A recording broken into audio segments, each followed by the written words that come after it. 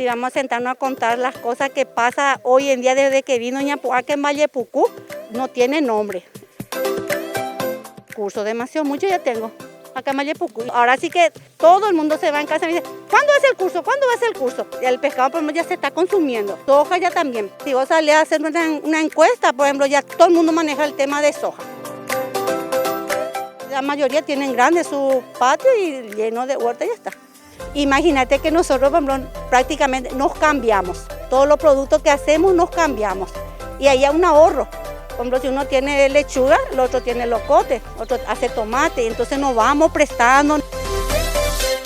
Muy poca compra se hace de lechuga, así que cada uno ya tiene en su casa y se consume mucho. Y lo que más estamos prestando es locote, tomate, zanahoria, remolacha, todas esas cosas, pues ya hay todito ya. Tenemos casi todito ya. Muchísimas gracias a la primera dama y a todo su equipo.